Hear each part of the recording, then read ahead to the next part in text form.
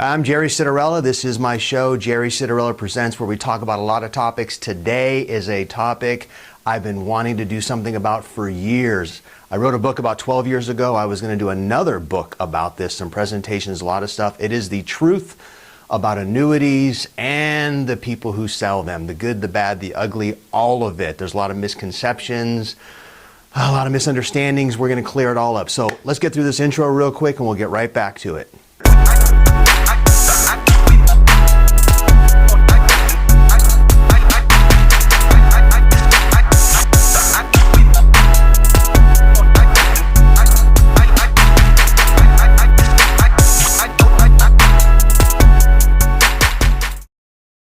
So annuities, you've heard about them. If you haven't heard about them, you will someday. They're a product in the financial world that's very, very controversial. A lot of people say, don't ever buy one. Some people in the business say, always use them. What I'm going to do is I'm going to share some information with you that I'm positive will give you a better understanding of how they work, when they might be appropriate, when to avoid them completely, and when to completely avoid the people who are trying to sell them to you. So real quick, I am a 30+ year veteran financial advisor. I'm very, very familiar with this product. You'll see that I'm not reading anything. There's no script. I speak from stuff I'm knowledgeable about. I've seen a ton of these products. I've educated people about them, both, again, the good and the bad. When I wrote my book years ago, kind of speaking the truth about my industry and giving people an idea of some of the bad stuff as well as the good stuff and how to get through this successfully. Then I did a radio show. I wrote a weekly column. It ends up a lot of people came to me with various products that they thought maybe there was a concern about. And sure enough, as I reviewed them, there were a lot of concerns. So I've learned a lot over the years. And I've probably seen and reviewed more of these annuity contracts than most people have, just because I put myself out there as someone who understands them and will always tell you the truth about them. My book series was called The Truth Helps, so that gives you an idea. I just don't beat around the bush, as you'll see. So let's dive right into it. Like I said, a lot of people say never use them. And the reason for that, I would say, is probably because of the abuses with them and the people that sell them. They've gotten a really bad name. A lot of people also say never use them because they use that as their marketing ploy to get you to go with them. And again, other people, that's all they sell are the annuities. So let's kind of go through it. I can go on and on and on. I'm going to tell some stories. I'm going to share some information. I'm going to give you a clear understanding. This won't be fast, but pause, come back whenever you have time. And if you have an annuity, if you're thinking about getting an annuity, if you're just curious about them because you hear interesting things, hopefully this will answer a lot of questions for you. So first off, an annuity technically is not an investment. It's a type of contract. Actually started out back in ancient Rome, believe it or not, a long time ago. They were called annua contracts. And what it was just simply an exchange of money for payments. Kind of like if you play the lotto and they say, do you want a lump sum or do you want lifetime? That's just an annuity payout. It's a contract that will give you either a bunch of money now or a larger sum of money over time, but later. So the lump sum now is typically what's called the current value of the future payments. But basically it's just annuity payments. Now that's how they started, and then through the centuries they've changed and they've changed. In modern era, these products are typically issued by insurance companies. Okay? Life insurance companies are the ones that primarily issue annuities, which is wonderful on one hand because life insurance companies have and make a lot of money. Many of them are very, very stable. Probably more stable than a lot of banks and a lot of other financial institutions. So the stability of those companies actually helps out quite a bit. Okay, so when we walk through this step by step, I'm going to go through some things and then go back and explain some things to you. So the two basic types of annuities are immediate and deferred. Now, when I say basic types, there's other types in terms of how you can make money potentially in them, but the two basic types starting from ground zero are immediate and deferred. And immediate is where they came from. Immediate was basically, again, you put money in and you get a series of payments either over a period of time, what's called a fixed period, 3 years, 5 years, 10 years, 15 years, whatever, or lifetime. And the lifetime is as long as you live. So I always tell people, if you have a life expectancy of 110 for some crazy reason based on your family, then these annuity products may work well for you because they're calculated based on some assumed interest rate, which is reasonably fair, and your life expectancy. So if you live longer than you're supposed to, you can actually win that bet and it works in your favor. But basics are immediate, give some money, get some payments for a period of time guaranteed, or deferred. Now deferred is where they start getting a little sketchy sometimes, and that's where most of the controversy and most of the issues come from. Because the immediate's easy. You basically sign a contract, it says you're going to give us this much money, we're going to give you that much. That's simple.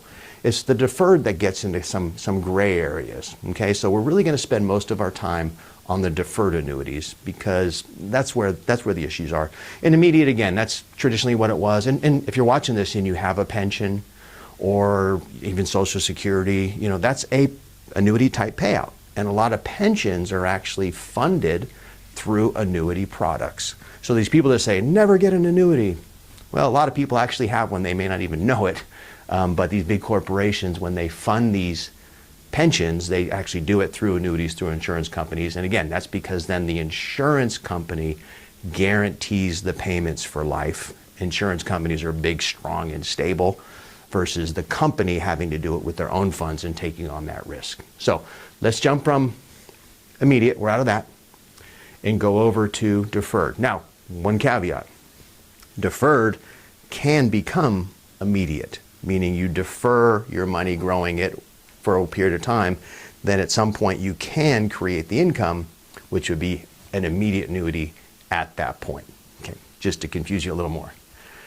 Let me take a deep breath before we get into this. So, deferred annuities are a contract that allows you to put money into the contract, and as it moves along, you have some sort of growth. Now, two types of those again, basic types. There's qualified and non-qualified, and that's more for taxes, and this will become important later. The qualified annuity is one that is a retirement plan, an IRA, a SEP IRA, something like that. And you see a lot of those where people retire from a company with a 401k, and then agents will roll them over, put them into these retirement annuities or an IRA that's inside of an annuity. And again, the IRA and the annuity are not the investments yet. We're not there. Those are just the types of accounts. The annuity is the type of account. The IRA is the tax qualification. So there's qualified, then there's non-qualified. And non-qualified means it's not money that's in a retirement plan. It is not retirement funds. It's not an IRA. It's just money that you had that was sitting in the bank, sitting in a brokerage account, stocks, bonds, wherever it was, that you then chose to take and put into this annuity contract. Now, the immediate benefit of that potentially is that that money then grows tax deferred. Okay, and there's a benefit to that, obviously, not paying taxes on your earnings all the time, but there's also a downside to it. And again, this is the confusion about annuities. The downside to it is that if you have money that's, let's just say, in stocks or a stock mutual fund or an index fund that's all in stocks, current tax law and past tax law, any gains in there, if you hold that long enough, is at a capital gains rate, capital gains tax rate. Now, if you put it into the annuity when you take it out, it's ordinary income rate.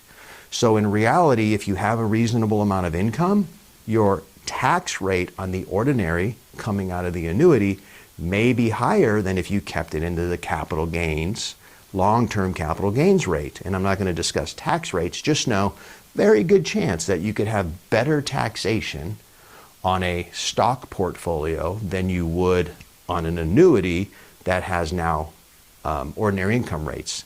And if you want to defer the taxes in the stock portfolio, well, you just don't sell them. So there's always that. So again, there's taxes to take into consideration.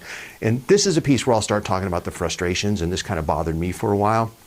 A long time ago, tax preparers, accountants, and this is probably going to get me in trouble by some people, but I don't care. Tax preparers, accountants were not allowed to do financial planning and sell financial products. It was deemed a conflict of interest. And I think it was year 2000, right around 2000, 2001. There was a law, I think it was called XX or XXX, don't quote me on that. But it basically said that it's okay now for tax accountants, CPAs, to start doing financial planning. And obviously a lot of those firms started doing it. They just said, hey, we have all these people who are already clients. whether it's good intentioned, let's see if we can help them with other parts of their area, or it's for profitable intentions, which is okay as well. Let's see if we can make more money doing their financial planning. For whichever reason they decided to get into it. And a lot of them, unfortunately, kind of got into it. And I saw a lot of those practitioners, not all, this is never a blanket statement. I never speak in definite terms. I speak in realistic terms. Many of them, probably more than I would say, made me comfortable at least, and other people I've spoken to. Many of them got affiliated with a couple different companies that really started promoting a certain type of annuity product, which we're going to get into. And they started using them for their clients. And I could build a case for a lot of this stuff if it's non-qualified. Well, yeah, I could build a case if it's non-qualified, except the issue there is that they were taking people from capital gain assets and moving them into ordinary income assets, potentially increasing their taxation, and they're supposed to be tax professionals. So it started getting a little suspicious to me, and it looked a lot like they were just trying to sell a product that paid a higher commission than what other things might. I'm just saying, when I look at things logically, I try to figure out why something that doesn't make complete sense happens a lot. So moving non-qualified, non-retirement stock portfolios, other portfolios into an annuity, while there could be some benefits, it's going to change your taxation. That needs to be taken into consideration. Now, on the other side of it, when I would see an accountant or anybody else in particular move a qualified annuity or a qualified IRA, basically a 401k or an IRA, and move those into an annuity, it was always kind of interesting because remember, the annuity has tax deferral. An IRA already has tax deferral. So what's the benefit from a tax standpoint of going with an IRA inside of an annuity? It's kind of like putting, I don't know, 2 wrappers around something. You don't need to wrap a present twice, once is enough. But if you do that, why would somebody, well, there's some features and benefits inside the annuity that were presented, sold, discussed, that were supposedly the reason to do it, but we're going to get into that a little bit, because in reality, certain types of annuities and brokerage accounts can have the exact same investments. So why take this thing, put another wrapper around it? Because every time there's another wrapper, just like wrapping that present, there's additional cost. So why would you do cost? Cost, what's the benefit? We're going to get to that in a minute. So again, we have, going back, we have qualified, non-qualified, so IRA, non-IRA. And then we have the different payouts, which we'll talk about later. So now let's talk about how you can invest your money. And this is where I really want to start, kind of explaining things a little bit more, penciling some stuff out, so bear with me. Now, inside of an annuity, you basically have 3 ways that you can make money. The first one is fixed. I'm just going to write fixed. F-I-X-E-D. Excuse my writing, it's horrible. Fixed is easy, and this is the one that I would say, for the most part, there's really no controversy. If anybody says some controversy, this one's so simple. It's really, the only reason it wouldn't be acceptable is if someone just didn't explain it properly, and it's really hard not to explain it properly. This is just like a CD of sorts, which you're all familiar with. It's a fixed term and a fixed rate. So very simple. Right now, interest rates happen to be a little high. You know, we're all complaining about that. But in reality, this is a good time to look at this product. I probably haven't used a fixed annuity in my practice for, I don't know, maybe 1 or 2 of them in the last 5, 6, maybe 7 years. I've done, I don't know, a handful or 2 handfuls of them over the last year and a half just because rates are so high. So for somebody that wants some money that's completely secure and has some predictability, not even predictability, has some guarantees, a fixed annuity would be very simple. You can buy one, let's just say for 3 years, and it would pay you, I don't know, 4.5%. Simple. Now, maybe you go 4 years and it pays you, I don't know, 4.75%. Whatever it is. We just had some recently that were above 5%. And the advantage to that versus a bank is when rates do come back down, which they very likely will, if you have a bank account or a CD, those are usually shorter term. So whether you can get the same, maybe a little higher rate, okay, but you know it's probably going to come back down. So these are viable right now to lock in this little higher rate a little bit longer. And what's interesting is if you start to get in the later years, maybe a 6-year one, you might see this rate actually come down to 4.25. Why is that? Because everybody knows that rates are going to come back down and the bank doesn't, or the insurance company doesn't want to guarantee it for that long. So that's fixed, that's simple, we're going to get away from that. No real controversy there. Kind of an obvious use, kind of a bad eraser. We'll get it done. Okay, so here are the big ones. There's fixed, there's variable, and there's indexed, okay? So variable and indexed are the ones we're going to spend the most time on. We've already spent time on qualified and non-qualified, and as I go through these, I'm going to start sharing with you the problems with them, okay? Now, the first thing I'm going to tell you is this. In our business of financial planning, retirement planning, whatever you might want to call it, that title, financial planner, is very, very loosely used, okay? A lot of people call themselves financial planners, financial advisors, whatever they want to, but they're truly not. And in my book, I wrote that you should first identify how your advisor truly works. Is it an insurance-based advisor? Is it more of a stockbroker mentality that's just really trying to do aggressive plays and make you a bunch of money with a lot of risk? Is it a true financial advisor that is looking for, opportunities for you? Are they independent? Are they affiliated with a company and that's all they can use? Do they have limited? How do they work? In our capacity, we are fully independent, registered investment advisory with no attachment to any firm. We are fully licensed with a number of insurance companies. We can look at any investment product we want, and we manage our own money in-house. So we believe we're set up in a way where we can truly help people. The word that you hear a lot these days is fiduciary. We are truly fiduciaries. In fact, I'm a certified financial fiduciary. But that's one that, I won't name the firm. They throw it out there like they're the only ones who are fiduciaries. It's really just the way you're structured typically as what's called a registered investment advisory, and your licenses, which is licenses that enable you to do fee-based planning. And if you truly do only or at least primarily fee-based planning, you can consider yourself a fiduciary. So we are. But let's go back to how people work. A lot of people in this industry get into the business simply to sell annuities. They are promoted, they're, what are they called? They're brought in, they're hired. There's a word I'm looking for, it'll jump out in a minute. They're hired basically just to do this, and they'll answer an ad that says, sell annuities, simple to get the license, we supply leads, whatever it might be, and they're taught these products and these products only, and they're taught how to sell them aggressively. Okay, so again, nothing against anybody trying to make a living. I just want you, the consumer, to understand that you may face people that say they're financial advisors, retirement planners, whatever they say, and in reality, they really only sell this one product, and that's where a lot of the bad stuff came from. It also came from the fact that for a while, they paid really, really high commissions. I'm telling you all the stuff you're not supposed to know. So a lot of people would look at one product versus another and say, well, this one has really high commissions, I'm going to go with this.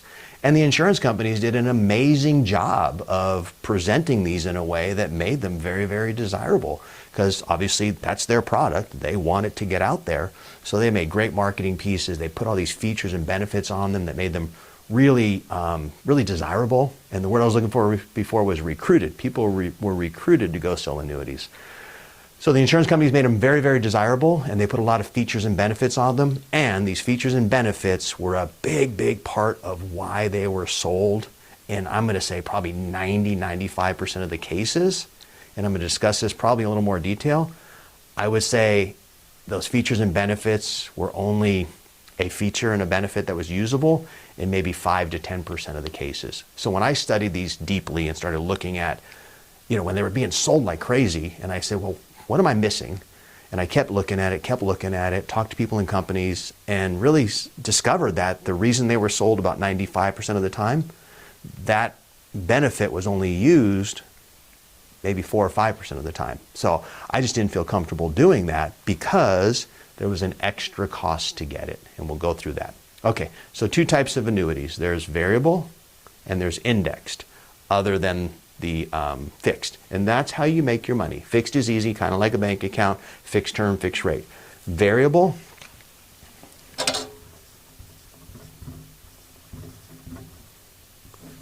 pretty simple in how it's invested. It's just like mutual funds, okay? If you're familiar with mutual funds. Inside a variable contract, they're called sub-accounts. We're not going to get into why. It's just a technical thing. So they're called sub-accounts. I'm going to call them mutual funds here. Might call them funds, might call them sub-accounts. Whatever I say in that moment, just know it's the investments inside of it. And if you're not familiar with a mutual fund, basically that's a diversified portfolio of different types of things, you know, large cap stocks, medium size, small, different types of bonds, maybe some real estate and some international. And you build a portfolio inside that contract just like you would any other variable contract or variable account, like a 401k or an IRA or just a brokerage account at any firm you might have. So that's how it grows. Now, with that, obviously, because it's variable, you're going to have ups and downs in your performance, with the goal being up at the end, whatever that time period is for you. But now, because you're in a variable account, obviously with the ups and downs, there could be something that goes the wrong way. And we all know that, you know, we're not immature enough, we're not foolish enough to think that the stock market, the bond market, the variable markets don't go down. It's part of it. And if you're not in a position where you can take on that risk, then maybe it's not for you. But so here's what the insurance companies did, which sounds like a good idea, and it is a good idea, but then I'm going to walk through some of the issues. What they said was, we're going to give you two separate, let's call it pots of money. One is your accumulation, whatever this does, okay? Stock market goes up, stock market goes down, your portfolio does well, doesn't do well. That's how this grows, okay? And it starts to fill up. Now, if it goes poorly, you can lose some of it and then you can get it back. But whatever it is, your goal is to try to fill that up as much as possible. And that is your, let's call it cash pot. That's the money that you can look at on your statement and say, hey, I started with 100,000, now I have 150. That is my money that I can access now or at some time in the future.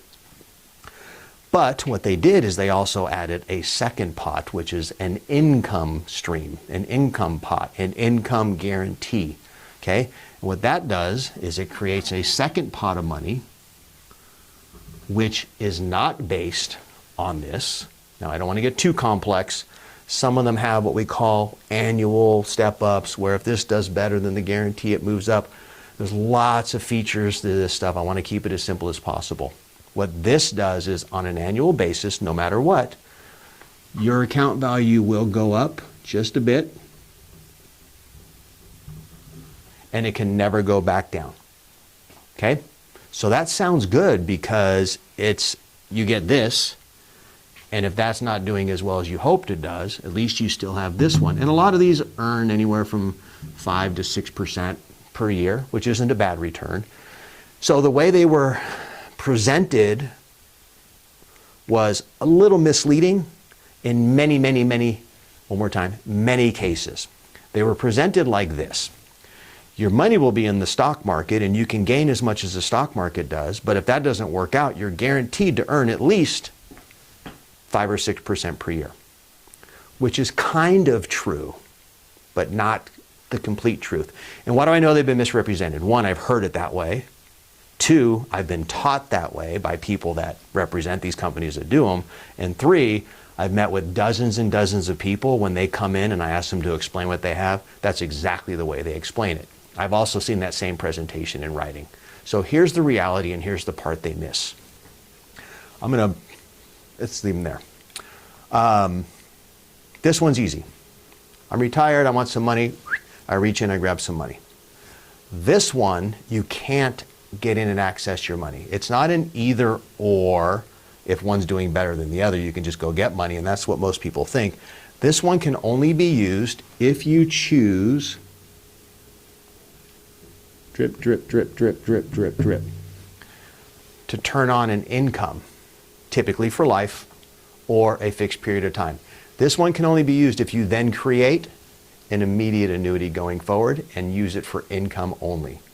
Okay, now, is that good or bad? We'll get to that in a second. But it's not what many people think it is. And the reason these are sold most of the time is because they're presented as something that will give you stock market returns with protection if the markets go the wrong way. kind of true, right? Except if you found out that you couldn't access your money after retirement to go buy a motorhome, a second house, do a trip around the world, you can only get an income for life. Would that be something that you'd really want to do? Well, you can't make that decision if it's not presented to you. So you need to have that opportunity to know how this works. You can make that decision. So the second question is, what do you give up for this? You know, you ever hear the expression, if it's too good to be true, maybe there's, whatever the expression is. What do you give up for this? You give up return. These features, these riders, and there's additional ones. There's some that have an additional death benefit, which means if you put $100,000 into the contract and you die after 5 years and the market's down, your beneficiaries might get more. There's all kinds of stuff. But simple one, income rider, which is the most popular, there's going to be an additional cost on your contract of 0.75% minimum, maybe up to as high as I've seen these things go, around 2%. So let's just use 1% as a number. Okay? Now, the annuity itself also has a different charge. Typically, it's called M&E, mortality and expense. There's an additional charge just to own the annuity versus other investments potentially. You still have the cost of the variable accounts, the mutual funds or sub-accounts. That's typical. You're always going to have the cost of the investment. But now you have an additional charge of 1% or more to get this benefit that you probably didn't know about or know exactly how it worked, or potentially, what's the word, allegedly. So what can that do to you? Now, here's what I did, and I'll get back to this. I had a company call me and say, hey, why aren't you selling more of these? I've done a few. I mean, when these fit, for instance, I have one lady that her mom lived till, well, mom was still alive at the time at like 92. Her aunts lived 105. We basically built her portfolio around income guarantees. What I did is I found the cheapest one I could find that had the highest guarantee, giving up return here to get more there. So it was a planning process. But so I do use these. But I had a company call me and say, why don't you use more of them? And I told them what I thought. And they ended up passing me up to the head of their annuity department, some big wig. Don't remember his name, don't even remember the company. I think I do. We had a nice discussion, and I said, well, here's what I think. And he said, well, no, it's insurance. It's insurance against loss. I said, that's wonderful. I'm all for insurance. I have auto insurance, I have car insurance, I have life insurance. I'm a big believer in insurance. We all hate paying the premiums, but you know, I had a little cancer scare a few years ago, and I will tell you, my insurance really helped me. So I understand insurance as well or better than anybody. But I said, I don't think it's worth the cost for this insurance. He said, well, no, you have to tell your clients that so they feel more comfortable. I said, I don't have to tell my clients anything that's not true just to make them feel comfortable to sell the product you want me to. So we're going back and forth. And I told him, I said, listen, if you can convince me that this is a viable product and this is a viable strategy, I'll put $20, $30 million into your company immediately because I just don't see it. So we went back and forth a little bit, and I pointed some things out to him that I'm going to point out to you now. Let me erase this.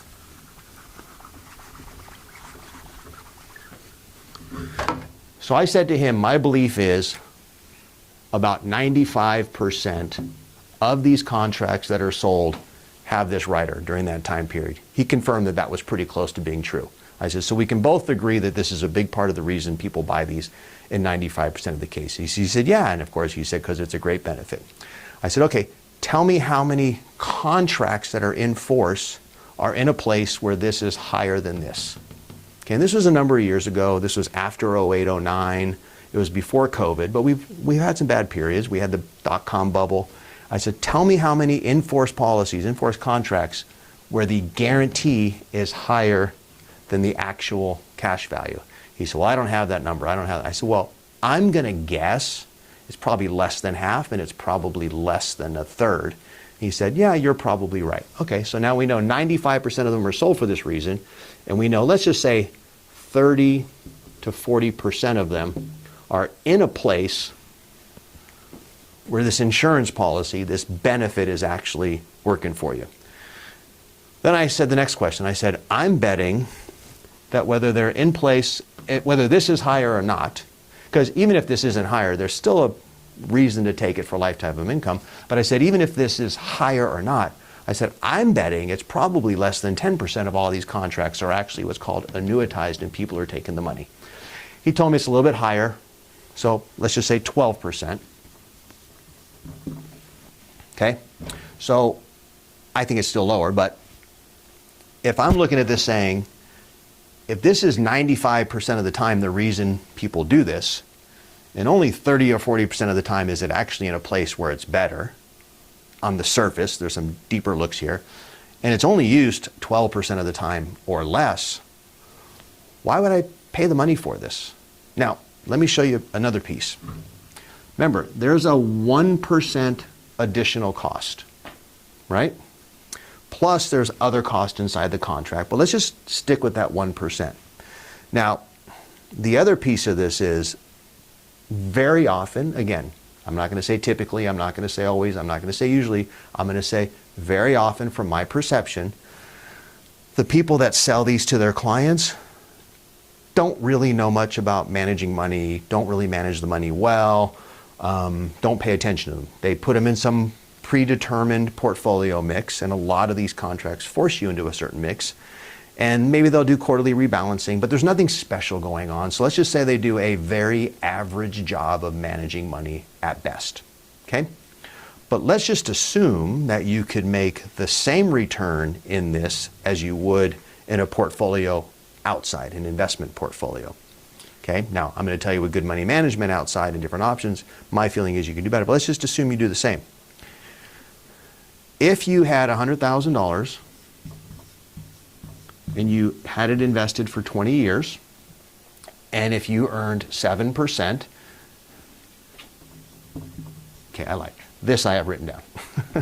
You would have 403,873.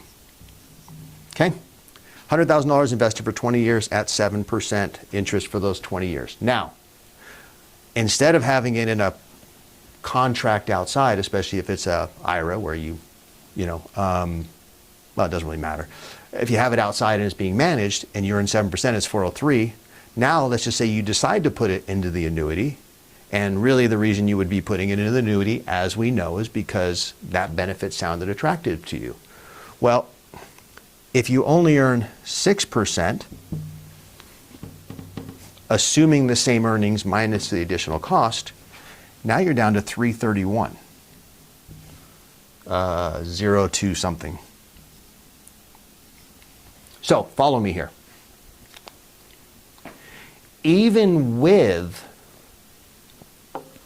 $69,000, $70,000 less than what you can get on the outside, so let's just say with this extra cost, even with less than the earnings would be on the outside, this still only gets to the point historically where it makes sense and it does better than the investments some of the time, okay? There's no math problem that you can put on this that makes it make sense unless there's a constant and consistent drop in the stock market and the investments. So if you believe that we're destined for something horrible, this gives you a nice insurance policy. If you believe that we are destined for something okay, but you just want to pay some money just in case, this can make sense for you. But you have to remember, you don't get your money, you just get income. So you're giving up access for a guarantee, and you can only take it a little bit at a time. Okay? Now, different riders, different options. There's lots of different ways to look at this, but when I break it down mathematically, simplistically, I would say taking your money, eliminating this cost, getting more bang for your buck with the reduced cost. Remember, this isn't the only cost, and it's typically higher. I'm just being very, very fair. And if you have your money with someone who actually really knows how to manage it well, maybe the 7 becomes a little bit more because you're not tied up into a restricted account with someone. So lots of factors. Then have that money grow for a while, and then if you want income, you can always get an immediate annuity and just start it at that point. And you can also take some of it and put it into the immediate annuity. In full disclosure, sometimes you can do that with these contracts as well. Okay? The other downside of this real quick, as you take it out of here, this becomes your death benefit. Your death benefit gets eaten up by the withdrawals, and once you pass away, whatever's left will go to your heirs. If you run out of money here, the good news is your income will still continue. So there is that benefit on the income. You know, you're never going to run out of money, you're never going to run out of payments, but we also have to take into consideration here that there's additional cost that's depleting this faster than other options. So again, it comes down to realistically, what's right for you? Do you truly understand this if you have one? If you are considering one, does this make sense to you? Having it presented properly is necessary. Again, but in reality, this is just a portion of it, and there's more to it. So the reason I feel that annuities have gotten such a bad name is a lot of people sold these, and a few things happened. One, people didn't know how this worked, and they got to the point where they said, well, the market's down, this number's a little bit bigger, they want this money, they couldn't get it. Two, some agents don't even tell people that these have surrender periods, meaning you have to keep your money in there for 5, 6, 7, 8 years. Three, the performance is just underperformed. So a lot of people get in these sometimes and they have another account somewhere and they're going, well, this one's earning 9% per year, why is this only earning 6? Well, it has this cost and that cost and we can't invest it the same way, and then people get frustrated. So there's a whole bunch of reasons that there's some issues with these. But again, like any other financial product, when they're used correctly, it can be a valuable vehicle. I have used them, they do have their place, but this is the piece that's misrepresented or misunderstood or whatever you want to call it, but I know a lot of people don't really understand that, and when I discuss it with them, they say, I have no interest in that. And then they realize they paid 1% to 2% more for the benefit of something they're never going to use. Okay, that's variable annuities. You can always reach out, send an message or whatever, and I can provide more information for you. Let's go to the next one. And I don't even know how long I'm going, but I'm just going to keep going. And this one I'll try to go a little bit quicker. The next one is called equity indexed annuities. And this is the other one that had some controversy about it. Good product when used appropriately. This is the one that I personally probably use more than any other over the years, and I use it in a very specific way. And let me explain the way it works, and then I'm going to tell you a story, and then we'll get back into some other stuff here. So the equity indexed annuity is pretty simple well, it is pretty simple, but you have to understand it like everything else. So the equity indexed annuity works this way, and like everything else, there's variations, there's options. I'm going to give you the simplest way. Let's do this down here. This is the stock market, okay? Obviously, that's not a true representation, but you get the idea. It goes up and down. But if you look at the stock market, there's a starting point every day, an ending point, okay? And if you look year over year, maybe that's a 1-year period. Maybe it goes up. Or another period, if you look year over year, if this is a 1-year period, maybe it goes down. The daily activity can be pretty crazy, the monthly whatever, but on an annual basis it'll have some general direction. So what these are designed to do primarily is take you from a point to a point. And the most typical, most traditional is a 1-year point to point. There's 3-year, there's 5-year, there's 6-year, there's monthly, there's variations, but again, I want to keep this somewhat simple. And typically they will be based on the stock market. What we use typically is the S&P 500, which is 500 stocks that represent the U.S. economy across 10 broad sectors of our economy, and the top 50 stocks in each of those sectors. So it's a really good representation of what our country is doing. And what it will do is it will say, when you start and you end, that'll be a 1-year period. Okay? Whatever the market does in between doesn't really matter. It's point to point. So let's just say the market went down and up and down and up and went way down, and then right at the end it went up, and your ending period was up here. Forget what the numbers are, it doesn't matter. It's the percentage gain. So now let's just say the market went up 12% in that period. That's wonderful. Except in this contract, you likely, today guaranteed, would not get 12%. In these, there is a cap, a ceiling. There's also something called a participation. Again, we're going to keep it simple. Cap is most similar, most common. The cap says you'll get whatever the market does during that time period, not to exceed a number. Current rates, let's just say we're right around 9%. 2-3 years ago, 4 years ago, they were down to 5.5%. While back, they've gone as high as 11%, but let's just use 9. 9% is your cap. So the market earned 12 during that period of time. You would get 9. Now, you look at that and say, well, that's a bummer. Well, what if over the next year it didn't go quite as well? In fact, it went horribly, and the market lost 20%. Now, here's the beauty of this. You have downside protection. Sometimes it's not quite 0, but typically it's 0. So if the market went up 12, you would get 9. If the market went up 15, you would get 9. If the market went up 6, you would get 6. You get whatever it does up to that 9. If the market goes down 20, you would get 0. And you would never be so happy to earn nothing. So in reality, what happens is on an annual basis, your return will be somewhere between 0 and whatever that cap is.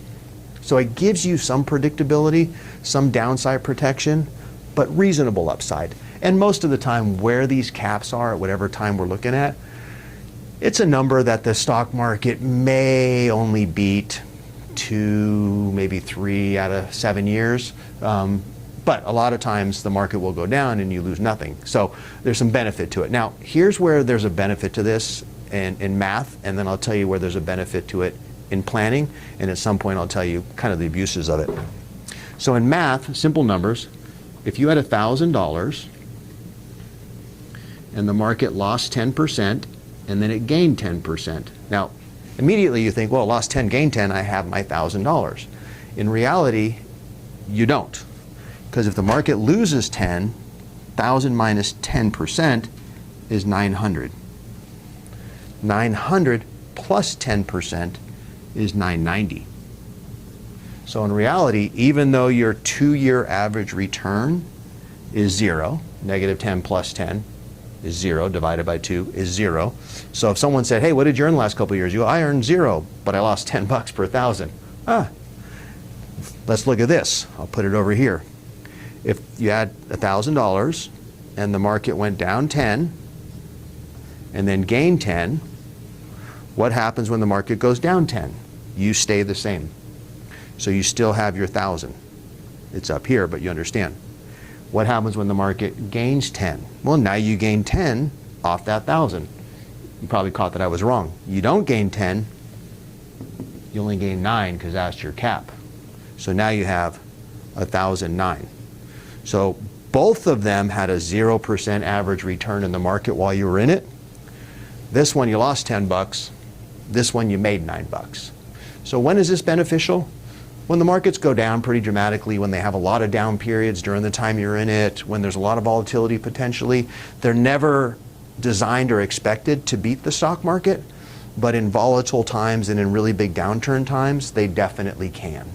Okay, so again, variations of them, different ways to get into them. You can do different indexes, you can do international, but the basic function of it is, if the markets go up, you get whatever it does up to a cap. If the markets go down, you don't lose any money or something close to that. And many of them have a thing where if over the whole period of time you don't make enough, then it gives you some minimum, which is minor. Now, these traditionally have surrender periods. 5 to 7 is a reasonable period of time that will treat you fairly.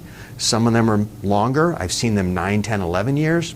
Full disclosure, many of those pay more commission than they do extra to you for the commitment. So there's a sweet spot where it's kind of fair to the agent and fair to the person. I see a lot of these that are sold with longer time periods, as you can imagine, because again, people get recruited to sell these and they're promoted to make a bunch of money, and that's their main objective. Whatever, everybody's entitled to do what they want to do with their life and their business. I just don't want consumers to get hurt. So very simple, market goes down, you don't lose, or some version of that. Market goes up, you get a reasonable cap or some version of that.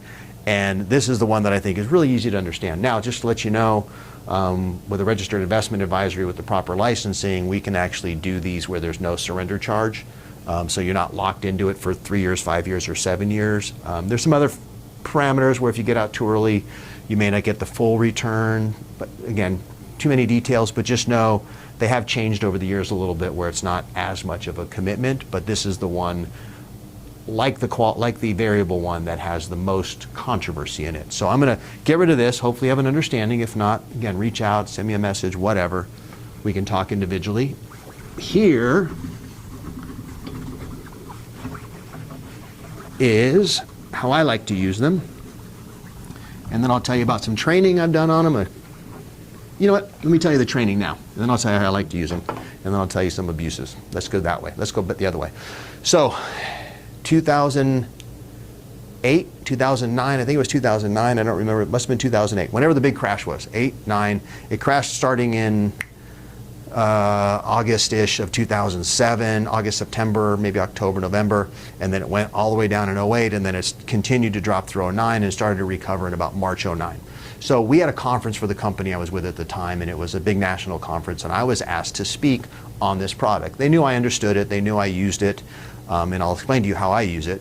So I walk into this room, and remember, this is a product that gives downside protection and limited upside. Okay, so it's really kind of I want to get some returns, but I also want to protect myself a little bit. This is a protection product, if you will. And I worked for a firm that was a investment-based firm, and a lot of people were financial advisors and into investments and making you money. There were people there that sold insurance and sold protection, yes, but I think the general vibe of the firm was big returns, making money, making money. So I was asked to teach this class, and I walk into the class, and there's a bunch of different classes going on. There's 500, 600, 700 people there. And there's typically a little standing room, sometimes little open seats, whatever. I walk in and this class is absolutely full. I mean, the back wall was full, the side walls were full, every seat was full. And I looked around and went, this is probably the highest attendance of any class here. And there are classes on how to make money in this and real estate and different investment stocks, bonds, training, tech, whatever. This class was packed. And then I realized that the title of the class was Selling Indexed Annuities. So here's how I walked in. I walk in and I said, well, first I want to say to the gentleman, his name was Michael, doesn't matter his last name, that I really, really hate what you called this. You called this Selling Indexed Annuities. We're representing ourselves as financial advisors, financial planners. We should never be selling anything. We should be doing planning and figuring out which product makes the most sense for our clients and using them as part of that plan as a vehicle. So the word selling in itself, don't ever do that when I'm speaking again. Then I looked around the room and I said, and I'm kind of disappointed there's so many people here now. I said, thank you for coming. I'm going to give you a good presentation. However, the markets are down and they're already in a bad place. Now you guys want to look at something for the first time that protects the downside? Does this mean you're going to run out of here and scare people into buying these? What does it mean? Why are you doing this now? If you call yourself financial advisors, financial planners, you should be looking at things like this either when the markets are up and you're fearing they're going to come back, or all the time as a part of the portfolio.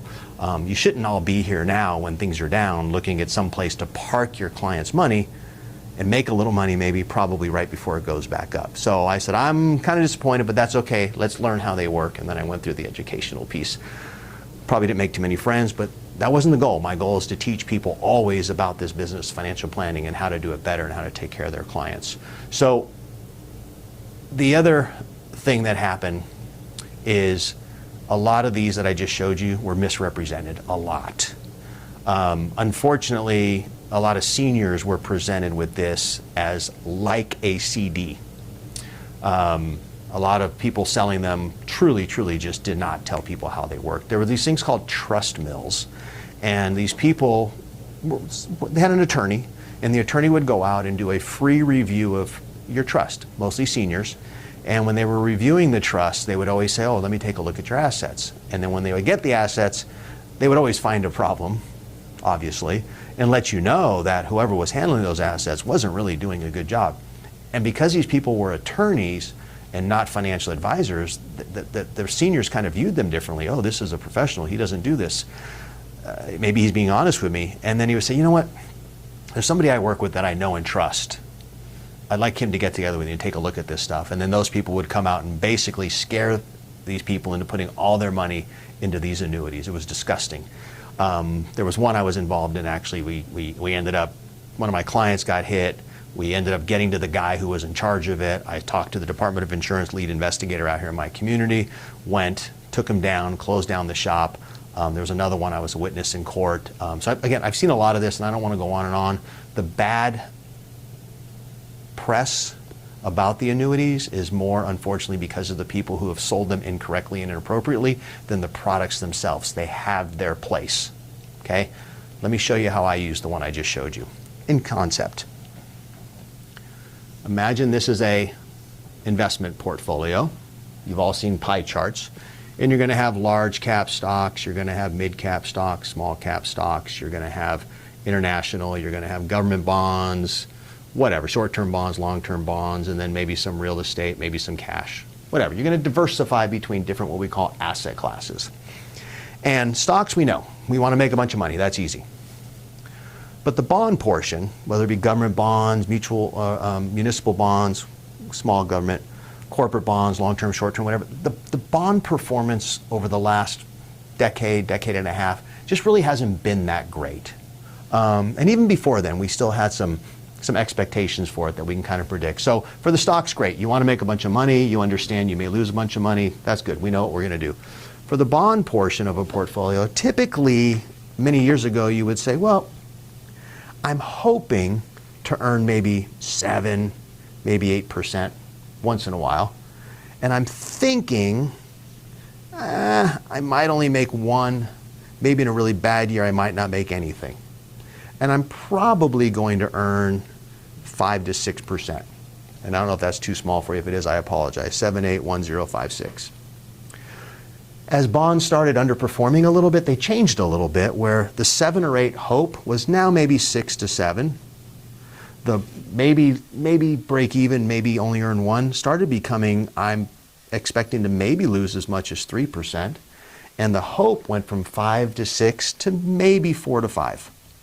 Okay, a lot of numbers. But basically what it means is that portion of an allocated portfolio, which is very traditional, that most people have, that portion of it got to the point where it wasn't doing what it traditionally would do. Why do we buy bonds? We buy bonds in a portfolio to give us some stability, to kind of smooth out the bumps with the stock market. If you're younger and more aggressive, you use less of them or none of them. If you're older and more conservative, you typically use more of them because you want a more stable return. But ultimately, they were somewhat predictable. And the predictability kind of went away a little bit, and the potential kind of went away a little bit for a while. And then in 2022, we actually lost, I think bonds top to bottom were down about 12%. It was first or second worst year in history. So if I look at this and I say, well, I'm hoping to earn 6 or 7. I could lose 3, 4, maybe. And I'm probably going to end up at 4 to 5. Could it make sense to take a portion of that piece of the pie and move it into this equity indexed annuity that I was talking to you about that is based on the stock market, but not the same risk, that if the market went up again, you can earn up to 9%. If the market went down, you got 0. So now, what's your spread? The bond is, let's say, 6 or 7 to -3. Maybe it's only 6 to 7 to -2. Maybe it's only -1, whatever it is.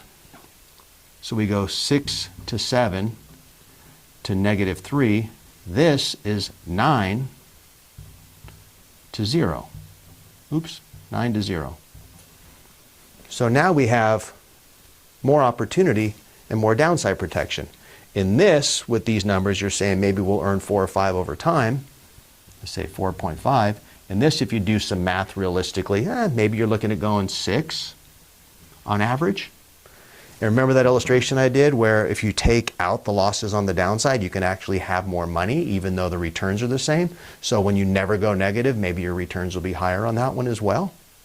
So I can explain this in more detail, and just know this, because there's going to be someone in the business that says, well, that's a high number. It's not always like that. It's not. And many companies, not all, many companies change this each year, and sometimes it can go down. There's a lot of variables here. Again, there's always more to the story. I'm just trying to keep it very basic. But let's just say we only use 7, and it's between 0 and 7, and then this becomes 5 instead of 6, but you're still guaranteed no loss. I can build a case for this as a part of an asset allocation, not a replacement for risk.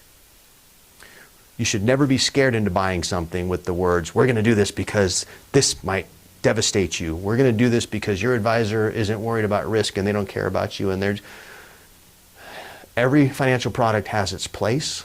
The annuities are one that's very controversial. As you can see now, because I don't even know what the heck I just said, they're confusing. There's a lot going on. And how many consumers can understand and know all this? But if I said to you simply, oh, you're in this portfolio, after 2022, let's say, and you just lost 14%, I don't know why your advisor doesn't have all your money protected. And then they say, I can get you the upside of the stock market, and if the market goes down, you'll never lose anything. And a lot of them stop there. They never tell you that it's capped. And how do I know this? Again, I've heard it, I've seen it. I've seen illustrations where at the time, the most somebody can make, let's just say 9 because it's up there. And I've seen people walk in my office where their agent showed them historical illustrations at 11 or even 12. Absolutely unrealistic and absolutely misrepresented. I actually had someone in my office not too long ago. At the time, these numbers were about 8.5. He showed us a 20-year history of this product versus the stock market. He was aggressively trying to tell us that this did better. And he showed these at 10% per year as the cap.